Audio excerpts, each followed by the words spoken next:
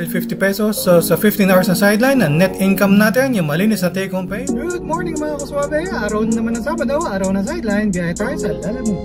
Okay mga kaswabe, gaya na dati, tripay natin, reset ng 0, yan. Para mamayang gabi, alam natin kung ilang kilometers ang inandar natin ngayong araw na to. Tapos full tank tayo ngayong umaga, mamayang gabi, papapull tank ulit tayo. Kung magkano yung pag-full tank natin sa gabi, yun yung actual na gastos natin sa diesel para sa sideline natin ngayong araw na to. Okay mga kasama, time check 8:29 ng umaga. Kung napapansin ninyo, ako'y nakakulay orange. Dahil Lalamove day tayo ngayong araw na to mga kasama. Lalamove 300 kg MPV ang classification natin. Pero pinapasok rin tayo ng 200 kg na sedan ng mga bookings. Walang mission or incentives kay Lalamove this week mga kasama. Parang ilang buwan na yata na wala akong mission kay Lalamove. May pumapasok ng mga missions, nakakatawa lang. Pero pang lalaride, yung mga pasahero yung sasakay. Ito pinapasok ko. So, hindi ako nag-join doon, hindi naman ako qualified doon eh. Ayun mga kasabi, as usual na sideline goal natin, 3,000 pesos na gross income. Gross, ito yung bookings, incentives at saka tips. Pero syempre sa gabi, babawas pa rin naman natin yung mga expenses natin. Nice! Diesel, budget for car maintenance, pagkain, kung nag-toll fee tayo, kung ano man, para alam natin kung magkano yung malinis, yung net na take home pay natin mga kasabi. Yun, nabang-abangan tayo ng booking mga kasabi. Tingnan natin kung saan tayo dadalhin nila Lalamove ngayong araw na to at kung maabot natin ang ating sideline goal na 3,000 pesos na gross income. Ito ka mamaya. Okay mga kasabi, time check 9:05 ng umaga. May na-swipe tayo. Booking number 1 mga kasabi, Lalamove. 5 kilometers away mula dito. Tapos ang pagdadalan sa Michin de Citas, dun sa may kanto ng C5 at saka Ortigas Avenue. Pick upin muna natin mga kasabi. Nag-pick up na ako dito dati eh. Mga tinapayan din ako dati. Okay mga kasabi, time check 9:28. Na-pick up na natin. May mga frozen siya ng mga pork. Tapos may mga gamit para sa restaurant. May mga tissue, mga chopsticks, mga ganun mga kasabi. Park muna tayo saglit. Tingnan natin kung may sabay tayo mga kasabi kasi maluwag po naman. Yung likuran lang ang nilagyan natin. So yung gitna wala pang laman. Okay mga kasabi, andar na tayo. Wala tayong nakuhang isasabay mga kaswabe. Medyo 10 minutes na rin tayo naghintay. Pagkain ito baka hinihintay na nung customer kasi nga baka gagamitin lang doon sa restaurant lutuin. So atid natin ito mga kasabi. Punta tayo ng Pasig, 43 minutes, 15 kilometers away, sabi ni Waze. Pero medyo kabisado naman natin yung daan. Update ko muna kayo sa ating segment. Ating segment na ano ang masasabi ni Kaswabe? Okay mga kaswabe, meron tayong isang kaswabe, si Sir Jonathan Mabali. Ang tanong niya, Kaswabe, kung i-apply ba Lalamove o Grab Express, ano mas maganda para sa'yo? Second hand ba o brand new? Sana sa next vlog mo po masagot. Salamat Kaswabe. Ang masasabi ni Kaswabe. Ano yung mga kaswabe para sa akin, no? Depende sa budget mo. Depende sa hawak mong pera. Ang option 1, yung pinakamaganda, kung may pera ka naman talaga, no? Bili ka ng brand new. Para walang problema sa sasakyan. Mga 3 years yun, na walang problema yun. Papa-maintain mo lang na maayos yan. Ang advantage, no? Syempre, yun nga. Maganda siya, ang bango, kasi brand new. Tapos walang problema sa sasakyan. Hindi siya sirain, mga 3 years. No? Ang cons lang doon, syempre, yun nga, yung presyo. Magkano yung brand new na sasakyan. Ngayon, ang option 2, kung hindi naman ganun kalaki ang pera mo, pero medyo may pera ka, option 2 is bumili ka ng second hand na kotse. Yung mga tipo mga 2 years, 3 years old, yun, maganda-ganda pa yan, mga kasabi. Yun, so maganda doon, hindi siya kasing mahal ng brand new. Kaya lang, nandun yung risk na, syempre, baka hindi maayos yung paggamit ng original na owner, baka marami lang sira, marami kang pagkagawa, so yun nandun yung risk. Ang pangatlo naman mga kasabi, kunyari wala ka naman talagang medyo malaking pera, ang meron ka lang is may pang down payment, so kuha ka ng yun nga, brand new na para mga 3 years or 5 years to pay. Ang maganda doon, syempre una, maliit lang yung ilalabas mo na pera, hindi katulad ng brand new, no? Maliit lang, down payment lang ang ilalabas mo ng pera, kaya lang, ang problema dun, yun nga, 3 o 4 na taong ka na may babayaran buwan-buwan. So, ang masasabi ni Kaswabe, depende yun mga Kaswabe sa budget ninyo. Depende rin kasi sa sasakyan na kukunin mo.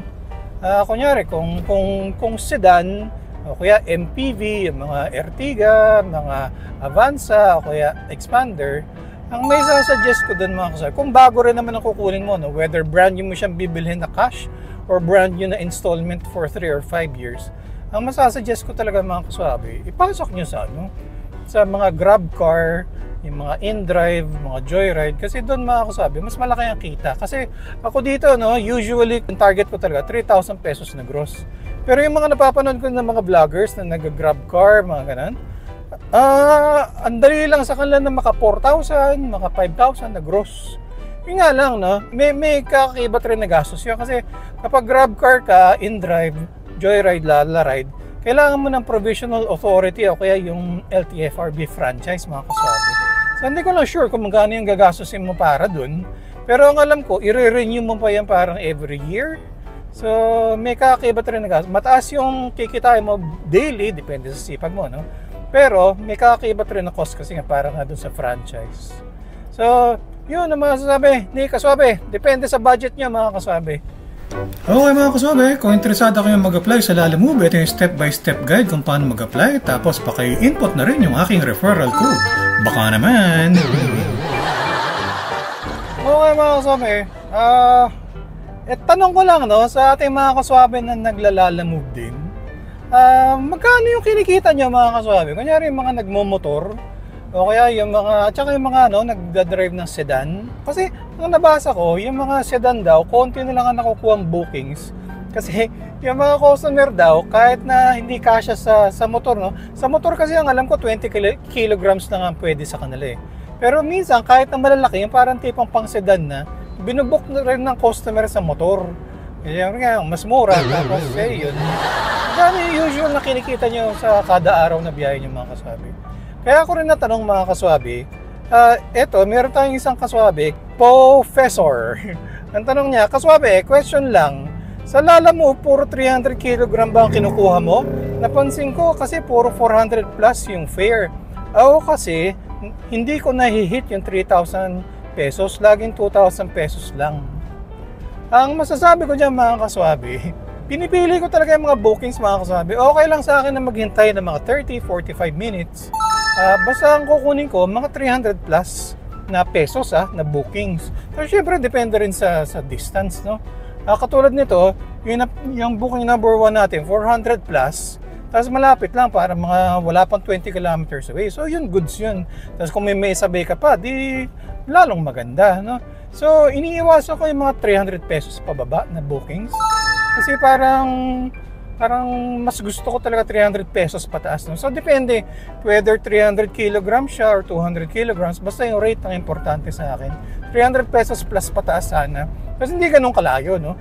Kasi mamaya may nakuha kang 300 pesos pero parang tipong Pasay to Caloocan North. Medyo lugi yun mga kaswabe kasi parang mga 30 kilometers. So, yun mga kaswabe. Pa-comment naman sa baba mga kaswabe. Sa mga kaswabe natin nagla-Lalamove din, magkano yung mga usual na kinikita nyo at saka mga ilang oras kayo bumabiyahe? Para may share din natin doon sa mga kaswabe natin. So, yun. Ang dami nga na naman sinabi. Dito tayo sa EDSA. Focus muna ako mga kaswabe. Baka ma-end cap tayo. Ingat sa biyahe mga kaswabe. Yan ang masasabi ni Kaswabe.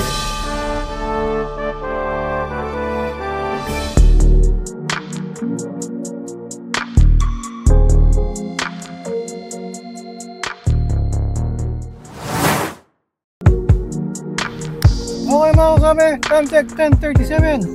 Pagod. Tumulong tayo mag-bot eh. Na-drop off na natin yung mga pagkain mga kaswabe. Binayaran tayo ni ma'am. Eksakto! Walang labis, walang kulang. Pero bago tayo dumating mga kaswabe, may na-swipe tayo na isa. Pasig Rin, 4 kilometers away. Dadalhin naman sa may, sa may New Manila, Quezon City. Pick upin muna natin mga kaswabe. Ano lang raw, 24 minutes away, sabi ni Waze.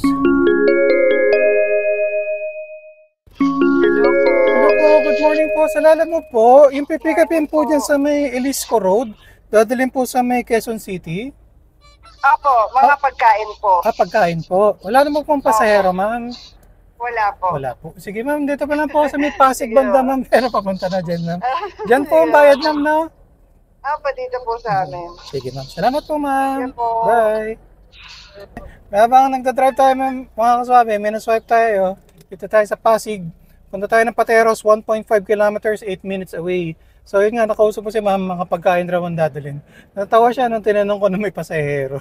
Kasi minsan may makukulit nag-book ng lalo mo, tapos sasakay pala. Ilipin mo natin mga kasabi, double booking tayo, pagkain daw ang dadalhin. Booking number 3.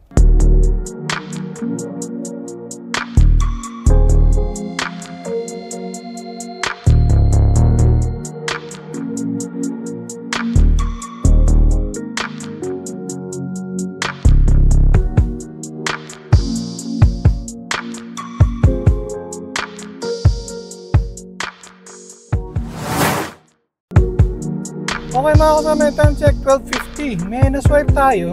Mga pintura raw yata, tsaka may parang filter. Malapit lang, parang 1.5 kilometers lang mula dito sa pinag-parkingan natin. New Manila, pagtas ang pagdadalhan sa may Fairview, Quezon City.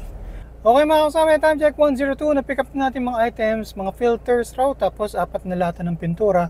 Hatid natin to sa may Fairview mga kaswabe. 13 kilometers, 36 minutes away daw. Pero park muna tayo. Abang muna tayo, baka may sabay pa tayo. Okay mga kasabi, may na-swipe tayo. 2 kilometers away lang mula dito. Ang pagdadalhan sa may North Caloocan. So medyo malayo-layo. Pero at least itong isang sakay natin papuntang Fairview. Pagkatapos siya naman papuntang Caloocan North. Although medyo malayo-layo, pero okay na rin. At least may kasabay.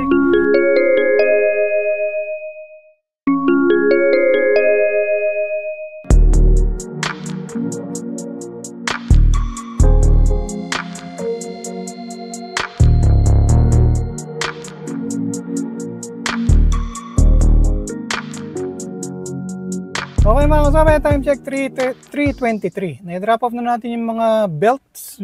All goods mga kasama, binayaran tayo. Eksakto! Walang labis, walang kulang. So dito tayo sa ilalim ng puno. Kaya naman tayo ng konti mga kasama. Kanina pa tayo umaandar. Okay mga kasama, time check 4:43. So nagpahinga tayo, nagpalit tayong damit, kumain rin tayo. Tapos nagabang-abang tayo ng booking. Medyo nainip na tayo, umandar na tayo. Dito na tayo sa May Carino Highway sa ilalim ng ginagawa na LRT. May na-swipe tayo mga kasama, 3 kilometers away. Tapos nakausap ko na sir, mga sirang gitara raw. Medyo marami-rami ata. Pero maganda yung rate niya. Tapos ang pagdadalan sa may Pasig. So, okay mga kasama, time check 5:06. Na-pick up na natin 13 na mga sirang gitara. Ipapadala raw doon sa, sa parang repair shop raw doon sa Pasig. Abang-abang tayo, baka may sabay tayo mga kasama. Kasi medyo malayo, 33 kilometers raw sabi ni Waze. Okay mga kasama, habang medyo traffic, date ko muna kayo sa ating segment. Ang ating segment na ano? Ang pasalubong ni Kaswabe.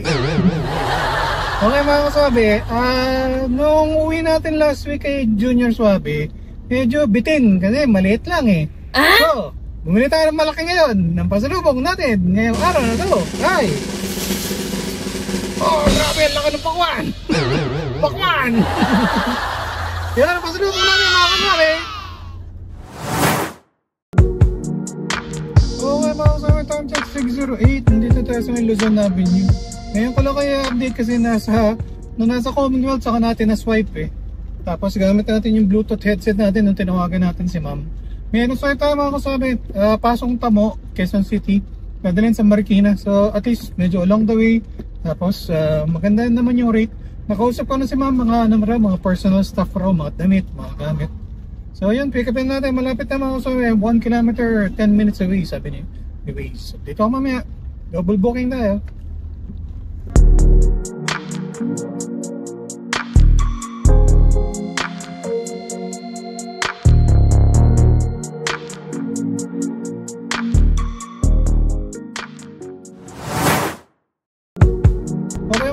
Time check 8:41. I-drop off na natin yung mga gitara mga kasama.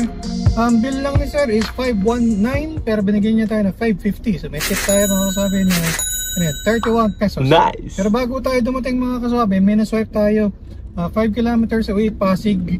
Tapos ang pagdadala sa may Makati, at least medyo pa-south ng konti.